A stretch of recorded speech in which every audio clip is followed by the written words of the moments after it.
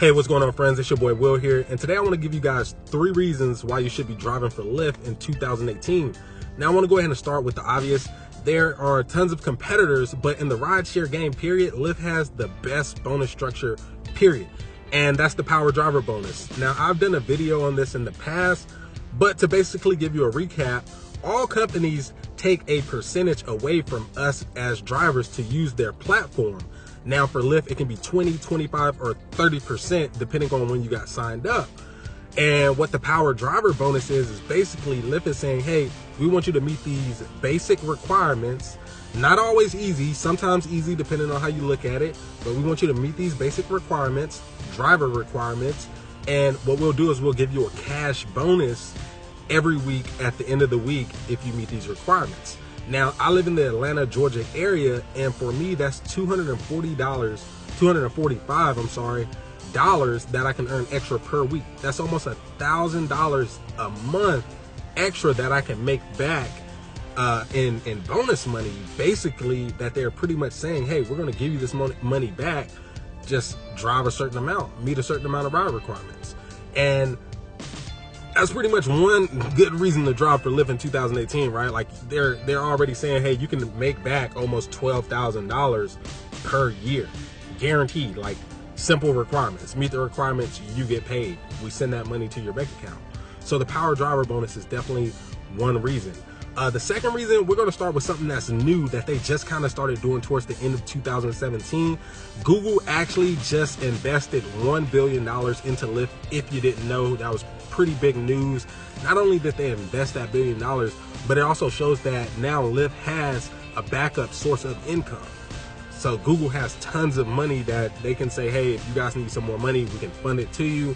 I haven't seen that written anywhere, but it's kind of obvious, I think. And what they've been doing with that money is creating even more bonuses for drivers, even more bonuses.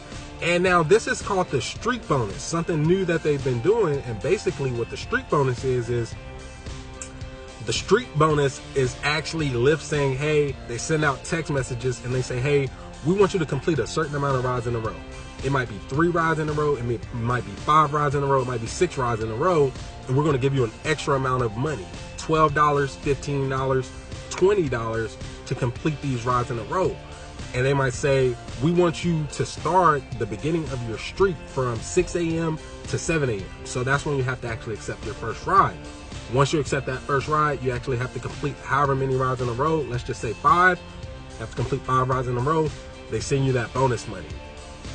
That's great, right? Like you can make extra bonus money for completing rides in a row. And the great thing about this streak bonus is it's actually allowing Lyft to dominate the competition, because for someone like me who drives for both Lyft and Uber, they're basically saying, hey, dude, we don't want you to cut our app off. So normally what I would do is I would cut my Lyft app on and my Uber app on.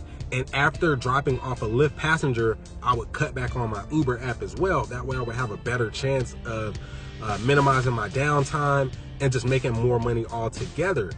But if I want to get that bonus, I can't cut my Uber app back on, because if I get an Uber ride, then I have to cut my Lyft app off. And basically I miss out on the bonus, and I don't want to do that. So that's a very competitive strategy that they're using to basically make people like me keep my Uber app off during a certain time, which 6 a.m. to 7 a.m., that's rush hour. Sometimes they send out these streak bonuses twice a day. And they're doing it almost during rush hour. So now passengers who are used to using Uber might have longer wait times. And if they have both apps downloaded on their phone, Lyft and Uber, the possibility of them saying, oh, it's going to take 10 minutes for an Uber driver to get here, let me check Lyft. Oh, you know what? There seems to be more Lyft drivers in the area because, well, more Lyft drivers are trying to get that streak bonus. They might just go ahead and go with Lyft that time because obviously it's rush hour. They're probably trying to get to work, so they're on a time crunch. They don't have time to wait. Even if Lyft is charging a little bit more, $1, $2 more for the ride, they're probably going to go with Lyft, which helps Lyft dominate, which gets passengers used to using the Lyft app and cutting on the Lyft app more frequently. That's going to be their go-to app. And in the end, as a Lyft driver, that's only going to mean more money for us if this strategy proves positive for Lyft. So that's a good thing. Obviously, the streak bonus is better for us. I kind of went a little bit about it. But the third thing that I would say, the third reason that I would give you the drop for Lyft in 2018 is overall, Lyft just pays more.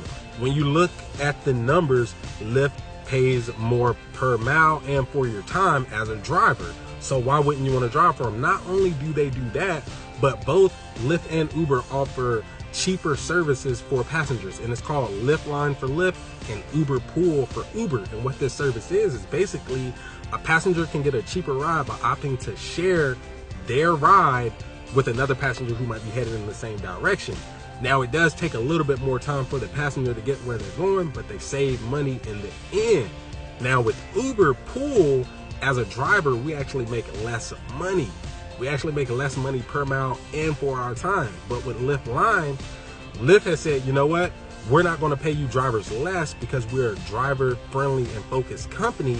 So with Lyft Line, you actually make the same amount that you would for a regular Lyft ride. And that's just another example of Lyft paying more to the drivers. Overall, Lyft is just a better company. When I look at my pay stub, I feel comfortable. When I look at my Uber stub, I don't really even know how much money they're taking out of my check. Sometimes it looks like they're taking 25%. Sometimes it looks like they're taking 60%. I don't know, right? Like, it's not clear. It's just not clearly written out. The 180 days of change for Uber is a 180 days of BS, because I haven't really seen anything profitable for me personally in it. No matter what anybody tries to tell me, it's just not, it's not feasible, not compared to Lyft. So that would be the go-to company for 2018, and that's why you should be driving for Lyft in 2018, because overall, if you're going to be a driver doing the rideshare game, it's just going to be the better company overall. So yeah, look for my video, Lyft versus Uber. I'll be doing that soon. And that's pretty much all I got. Until next time, peace.